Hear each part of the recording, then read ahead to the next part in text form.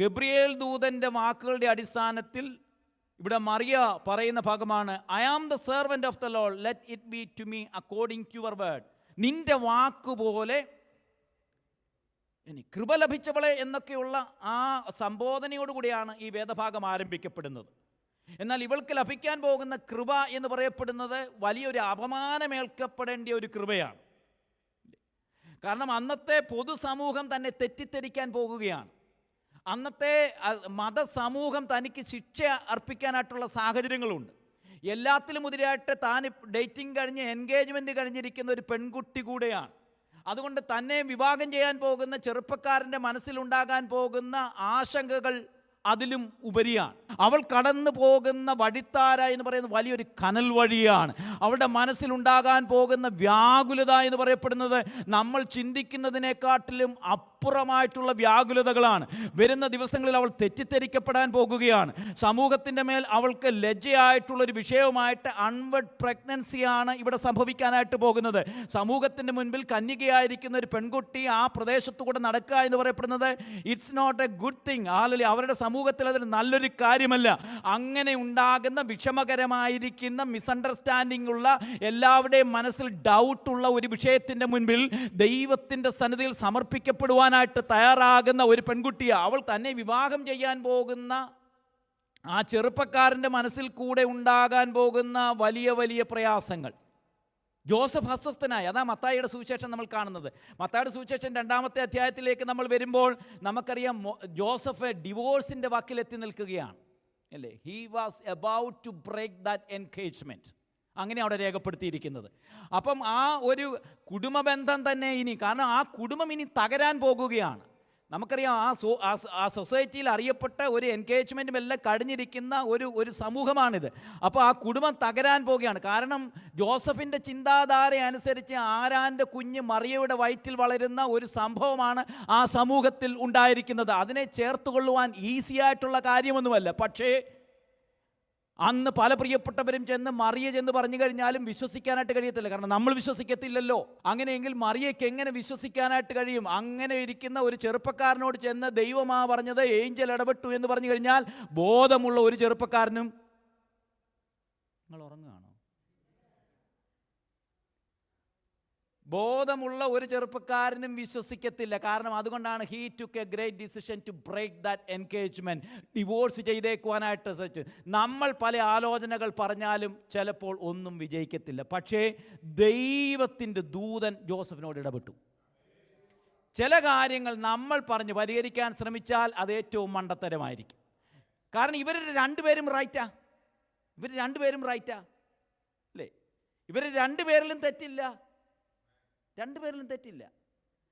കാരണം ഒരാളോട് ദൈവമാണ് പറഞ്ഞത്, ദൈവത്തിൻ്റെ ദൂതനാ പറഞ്ഞത്, അത്യുന്നതൻ്റെ ശക്തി നിൻ്റെ മേൽ നിഴലിടും, നിന്നിൽ വിശുദ്ധ പ്രജ ഉത്ഭവിക്കുമെന്ന് പറഞ്ഞ് ദൈവത്തിൻ്റെ വാക്കുകൾക്ക് മുൻപിൽ ഒരു പെൺകുട്ടി മനസ്സ് തുറന്ന് ഹൃദയംഗമായിട്ട് സമർപ്പിച്ചതാണ് അവൾ തെറ്റുകാരിയല്ല. ജോസഫ് തെറ്റുകാരനാണോ? ജോസഫും തെറ്റുകാരനല്ല. അവൻ്റെ കണ്ണിൽ നിന്ന് നോക്കുന്ന സന്ദർഭത്തിൽ അവൻ കാണുന്നത് ആ പെൺകുട്ടി ഗർഭവതിയായിരിക്കുന്നു എന്നുള്ളത്. കാരണം ചരിത്രത്തിൽ ഇതുവരെയും അങ്ങനെ ഒരു സംഭവം സംഭവിച്ചിട്ടില്ല. പിന്നെ എങ്ങനെ ഈ ചെറുപ്പക്കാരൻ ഈ പെൺകുട്ടിയെ സ്വീകരിക്കാൻ തയ്യാറാകും? സോ ബോത്ത് വർ ഇന്നസെന്റ്. മിക്കവാറും എല്ലാ വിവാഹബന്ധങ്ങളുടെയും ഡിവോഴ്സുകളുടെയും ഒക്കെ കേസിൽ രണ്ടുപേരും ആർഗ്യൂ ചെയ്യുമ്പോൾ രണ്ടുപേരും കറക്റ്റാ, ഇല്ലേ? രണ്ടുപേരും തെറ്റുകാരല്ല. അവർക്ക് അവരുടേതായിരിക്കുന്ന ആർഗ്യുമെൻ്റ് കൊണ്ട്, പേഴ്സ്പെക്റ്റീവ് കൊണ്ട് കറക്റ്റായിരിക്കാം. എന്നാൽ ദൈവം ഇടപെട്ടാൽ, ദൈവം സംസാരിച്ചാൽ, ദൈവം ആലോചന കൊടുത്താൽ അത് മറ്റെല്ലാ കൗൺസിലിങ്ങിനെക്കാട്ടും നല്ലതാണ്, മറ്റെല്ലാ കമ്മ്യൂണിക്കേഷനെക്കാട്ടും നല്ലതാണ്. അതുകൊണ്ടാണ് ഈ ചെറുപ്പക്കാരൻ ഉറങ്ങിയിട്ടില്ല. അതുകൊണ്ടാണ് ജോസഫ് ടെൻഷനിലായിരുന്നു. ജോസഫ് ഉറക്കമുണർന്നു. ദൈവത്തിൻ്റെ ദൂതൻ കൽപ്പിച്ചതുപോലെ അവൻ ചെയ്തു, അവളെ ചേർത്തുകൊണ്ടു എന്നാണ് രേഖപ്പെടുത്തിയിരിക്കുന്നത്. പ്രിയപ്പെട്ടവരെ, ഇന്ന് പകൽക്കാലം ഞാൻ ദൈവത്തിൽ നിങ്ങളോട് പറഞ്ഞിട്ടെ, ദൈവമാണ് പലതും പണിയേണ്ടത്. So home is the place for the healing process. You may get the wounds from church, you may get the wounds from school, you may get the wounds from your workplace, but the home is the healing place.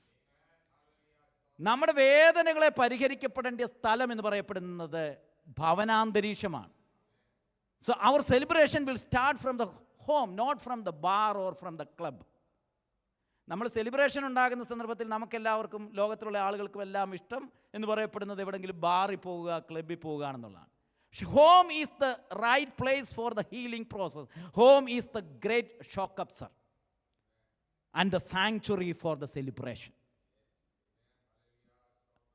അപ്പോൾ ഒരു കുടുംബമാണ് നമ്മുടെ ജീവിതത്തിൻ്റെ healing പ്രോസസ്സുകൾ നടക്കേണ്ടത്.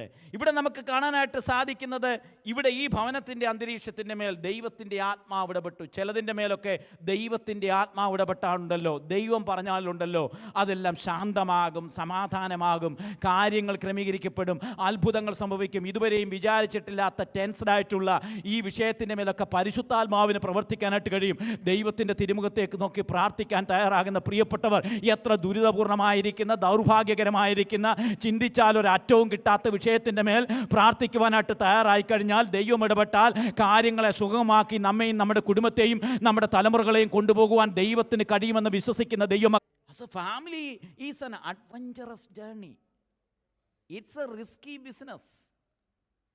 കുടുംബം എന്ന് പറയപ്പെടുന്നത് ഒരു അഡ്വഞ്ചറസ് ജേർണിയാണ്. It's not easy. ഇതിൻ്റെ അകത്ത് ദൈവം സഹായിച്ചില്ല എങ്കിൽ ഏത് മിടുക്കനും തകരും. ദൈവത്തിൻ്റെ കൃപയില്ല എങ്കിൽ ഇതിനെ മുമ്പോട്ട് ഇതൊരു നമ്മുടെ ഒരു ഓട്ടോറിക്ഷ പോലൊക്കെയാണ്. ഓട്ടോറിക്ഷയുടെ ഫ്രണ്ടിൽ യേശുവിനെ അങ്ങിരുത്തണം, നിങ്ങൾ ബാക്കിൽ അങ്ങിരുന്നേക്കണം. ഒത്തിരി ചെന്ന് ചാടുകയും മറിയുകയും ഒക്കെ ചെയ്യും. പക്ഷേ ഫ്രണ്ടിലിരിക്കുന്ന ആൾ കറക്റ്റ് അങ്ങ് ഓടിച്ചു പോയി അത് കർത്താവിൻ്റെ കൊടുക്കണം. ഓക്കെ, നിങ്ങൾ പുറകിൽ നിന്ന് ഇച്ചിരി അടിക്കുന്ന കട്ടറിലൊക്കെ എടുത്ത് ചാടുകയൊക്കെ ചെയ്യും. But that's okay. കർത്താവിൻ്റെ കരങ്ങളിലേക്ക് ഏൽപ്പിച്ചു കഴിഞ്ഞാൽ കാര്യങ്ങളെ കർത്താവ് ക്രമീകരിക്കും. അവൻ്റെ കയ്യിൽ സ്റ്റിയറിംഗ് കൊടുക്കണം. He is the best manager. He manage everything in a meaningful and in a proper way. കർത്താവിൻ്റെ കരങ്ങളിൽ ഏൽപ്പിച്ചാൽ കാര്യങ്ങളെ കർത്താവ് ക്രമീകരിക്കപ്പെടുവാനായിട്ടിടയാകും. ഈ ദിവസങ്ങളിൽ നമ്മുടെ കുടുംബങ്ങളുടെ മേൽ, നമ്മുടെ വ്യക്തിപരമായ ജീവിതത്തിൻ്റെ മേൽ ദൈവത്തിൻ്റെ ഇടപെടലുകൾ ഉണ്ടാകുവാൻ പരിശുദ്ധാത്മാവ് സഹായിക്കട്ടെ എന്ന് ഞാൻ ദൈവസന്നിധിയിൽ കർത്താവിനോട് പ്രാർത്ഥിക്കുകയാണ്. ഇവിടെ ഈ വാർത്ത കേട്ടപ്പോൾ ഈ പെൺകുട്ടിക്ക് വളരെയധികം വേദനയുണ്ടായി. കാരണം കർത്താവിൻ്റെ ദാസി വാക്കുപോലെ ഭവിക്കട്ടെ എന്നൊക്കെ പറഞ്ഞെങ്കിലും അടുത്ത ദിവസം ജീവിക്കേണ്ടതാണ് അല്ലേ. തീരുമാനമെടുത്തു, അല്ലെങ്കിൽ കൈവൊക്കി തീരുമാനമെടുത്തു, കർത്താവേ ഞാൻ സമർപ്പിക്കുന്നു എന്നൊക്കെ പറഞ്ഞെങ്കിലും അടുത്ത് ജീവിതത്തിലേക്ക് പ്രവേശിക്കാൻ പോവുകയാണ്. ജീവിതത്തിലേക്ക് പ്രവേശിക്കപ്പെടുണ്ടാകുന്ന ഒത്തിരി ഡൗട്ടുകൾ, മിസ്അണ്ടർസ്റ്റാൻഡിങ്ങുകൾ, ടെൻഷൻസ്, ഉണ്ടായ സ്വപ്നങ്ങളുടെ റിയാലിറ്റി ഇല്ലേ. കല്യാണം കഴിക്കുന്നതിന് മുൻപ് ഒത്തിരി സ്വപ്നവുമായിട്ടാണ് വരുന്നത്. പക്ഷേ മറിയ ഒത്തിരി സ്വപ്നങ്ങളൊക്കെയാണ് കാത്തുകൊണ്ടാണ് ഈ വിവാഹത്തിനൊക്കെ തയ്യാറായത്. ഈ സ്വപ്നങ്ങളൊന്നും പൂവണിയാനായിട്ട് പോകത്തില്ലല്ലോ, ആ ചെറുപ്പക്കാരൻ എങ്ങനെ കാണും എന്നൊക്കെയുള്ള വലിയ ടെൻഷനിലാണ് ഈ പെൺകുട്ടി. ഇനിയും നാട്ടുകാരുടെ മുൻപിൽ വിസിബിളായിട്ട് ഇവിടെ പ്രഗ്നൻസി കാണത്തക്ക രീതിയിൽ എല്ലാവരും കാണുകയും ചെയ്യും. നാണംകേടാണ്. ഇറ്റ്സ് എ ഷെയിംഫുൾ അല്ലേ. ഒരു കമ്മ്യൂണിറ്റിയിലാണ്, അമേരിക്കയിലൊന്നുമല്ല, നസറത്ത് എന്ന് പറയുന്നത് കൊച്ചു ഗ്രാമമാണത്. നാട്ടുകാർക്ക് എല്ലാവർക്കും അറിയാം. നമ്മുടെ ഇവിടെ ആണെങ്കിൽ വീട്ടിൻ്റെ അകത്ത് ഇരിക്കാനായിട്ട് സാധിക്കും. താനെ ദൈവത്തിൻ്റെ ആത്മാവ് തന്നോട് പറഞ്ഞു എലിസബത്തിൻ്റെ അടുക്കിലേക്ക് പോകാൻ. ജീവിതത്തിൻ്റെ ടെൻഷനുകളിൽ കൂടെയൊക്കെ കടന്നു പോകും നമ്മളെല്ലാവരും. പക്ഷേ നമുക്കൊരു നല്ല സുഹൃത്ത് വേണം. Do you have A good friends? Do you have A good mentor in your life? It's very important in your life. നമുക്കൊരു നല്ല ഫ്രണ്ടും നല്ല മെൻറ്ററും ഒക്കെ ഉണ്ടാകുന്നത് നല്ലതാണ്. ഈ ടെൻഷൻ്റെ സമയങ്ങളിൽ എപ്പോഴും ദൈവം വന്ന് നമ്മളോട് പറഞ്ഞു എന്ന് വരത്തില്ല. പക്ഷേ യു നീഡ് എ ഫ്രണ്ട്. ദൈവകൃപ പ്രാപിച്ച ആളുകൾക്ക് ഒരു കൂട്ടായ്മ വേണം. ഇവിടെ പ്രായമുള്ള ഈ മാതാവിൻ്റെ അടുക്കിലേക്ക് പോകുവാനായിട്ട് പോവുകയാണ്. ഒരു കൂട്ടായ്മയ്ക്ക് വേണ്ടി പോകുകയാണ്.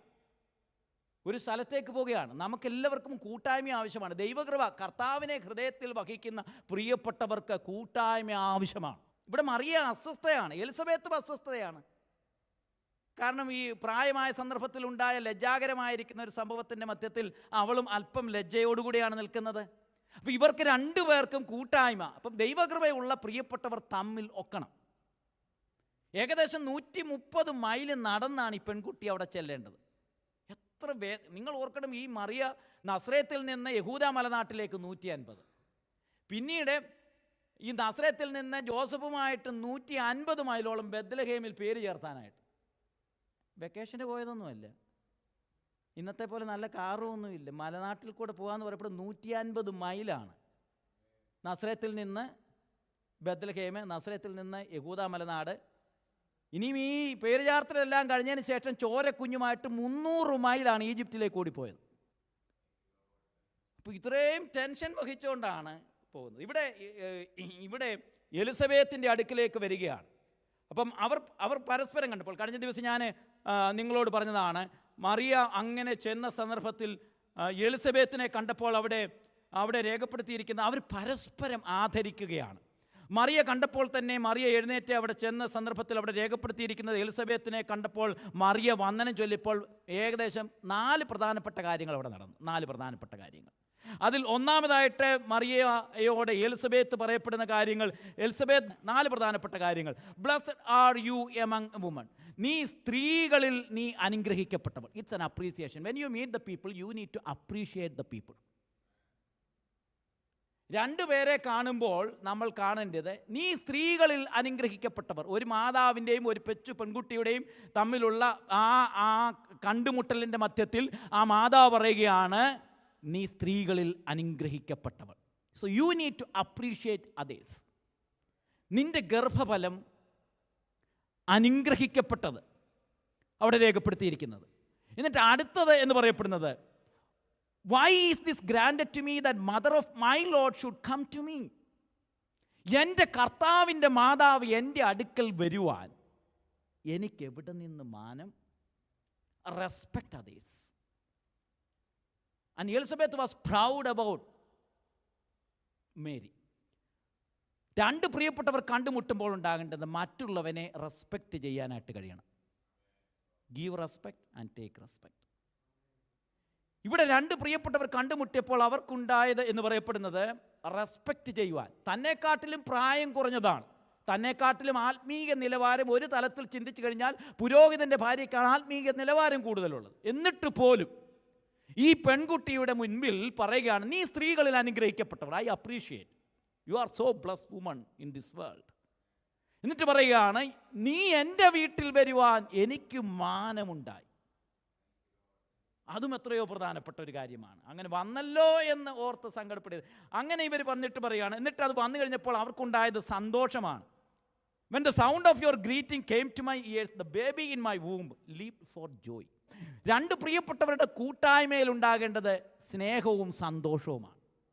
നമ്മുടെ കൂടിവരവുകളിൽ നമുക്കത് ഉണ്ടാകുന്നുണ്ടോ? ഇതൊരു ബൈബിൾ സ്റ്റഡി കൂടിയല്ലേ.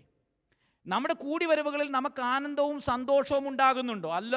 അല്ല മറ്റുള്ള പ്രിയപ്പെട്ടവരെ കാണുമ്പോൾ ഉണ്ടാകുന്ന 2 പ്രിയപ്പെട്ടവരുടെ കൂടിവരവുകളിൽ അപവാദ പ്രചരണങ്ങളും വ്യക്തിഹത്യകളും അതുപോലെ തന്നെ വിദ്വേഷങ്ങളും ഒക്കെയാണോ? മറ്റു പ്രിയപ്പെട്ടവർ തമ്മിൽ കണ്ടുമുട്ടുന്ന സന്ദർഭത്തിൽ അവരുടെ നടപ്പിലും നോട്ടത്തിലും വാക്കുകളിലും ഉണ്ടാകുന്ന വൈകല്യങ്ങളാണോ നമ്മുടെ ചിന്തകൾ? ഇവിടെ ശ്രദ്ധിക്കുക, എലിസബത്തും മേരിയും തമ്മിലുള്ള കണ്ടുമുട്ടലുകളിൽ അവരിവിടെ രേഖപ്പെടുത്തിയിരിക്കുന്നത്, അവർ പരസ്പരം അംഗീകരിച്ചു, ആദരിച്ചു. ദൈവകൃപയുള്ള പ്രിയപ്പെട്ടവർ ഒരുമിച്ച് ഗമിക്കുമ്പോൾ ഉണ്ടാകേണ്ടത് കൃപാവരങ്ങളുടെ ജ്വലനമാണ്. അഥവാ ആത്മാവിൻ്റെ പ്രകാശനം ലഭിച്ച പ്രിയപ്പെട്ടവർ അത് പൊതുപ്രയോജനത്തിനായിട്ട് ഉപയോഗിക്കണം. ഇവിടെ 2 പ്രിയപ്പെട്ടവർ ഒരുമിച്ച് കണ്ട സന്ദർഭത്തിൽ അവരിലുണ്ടായിരുന്ന ആത്മപ്രകാശനം പൊതുപ്രയോജനത്തിനായിട്ട് ഉപകരിക്കത്തക്ക രീതിയിൽ അവരുടെ സംഗമത്തെ അത് പ്രയോജനപ്പെടുത്തിയെങ്കിൽ അത് അവരുടെ സംഗമം ഒരു സുവാർത്തയുടെ പ്രഘോഷണമായി തീരത്തക്ക രീതിയിൽ ആ മറിയ അന്ന് ഒരു നല്ല ഗാനം പാടത്തക്ക രീതിയിൽ അവരുടെ കൃപാവരങ്ങളുടെ ജ്വലനം പൊതുപ്രയോജനത്തിനായിട്ട് ഉപയോഗിച്ചു. അതാ പിന്നീട് കാണുന്ന പാട്ട്, താഴോട്ടുള്ള പാട്ട് അവിടെ അതാണ് രേഖപ്പെടുത്തിയിരിക്കുന്നത്. അവർ പാടുകയാണ്. എന്താ പറയപ്പെടുന്നത്? Mary was declaring about who is my God, what he did in my life. ദൈവം എൻ്റെ ജീവിതത്തിൽ ചെയ്ത ദൈവത്തിൻ്റെ പ്രത്യേകതകളാണ് ഇവിടെ മറിയം വിവരിക്കപ്പെടുന്നത്. എന്തൊക്കെയാണ് വിവരിക്കുന്നത്? ഇവിടെ രേഖപ്പെടുത്തിയിരിക്കുന്നത് അങ്ങനെ നിങ്ങൾ പിന്നീട് വായിച്ചാൽ മതി. 46 മുതലുള്ളതൊരു പാട്ടാണ്. ഇവരുടെ 2 പേരുടെയും സംഗമത്തിൻ്റെ ശേഷത്തിൽ ഇവർ തമ്മിൽ അങ്ങോട്ടും ഇങ്ങോട്ടും പരസ്പരം ആദരിച്ചും ബഹുമാനിച്ചും കാര്യങ്ങൾ പറഞ്ഞ് 3 മാസം അവരൊരുമിച്ചുള്ള കൂട്ടായ്മയുടെ മധ്യത്തിൽ അവരുടെ ഇടയിൽ നിന്നും അവരുടെ ഹൃദയത്തിൽ നിന്നും ഉണ്ടായി വന്ന നല്ല സങ്കീർത്തനമുണ്ടല്ലോ, സുവിശേഷമുണ്ടല്ലോ, അതൊരു പാട്ടായി മാറപ്പെടുകയാണ്. ദൈവമേ നീയല്ലാതില്ലാരും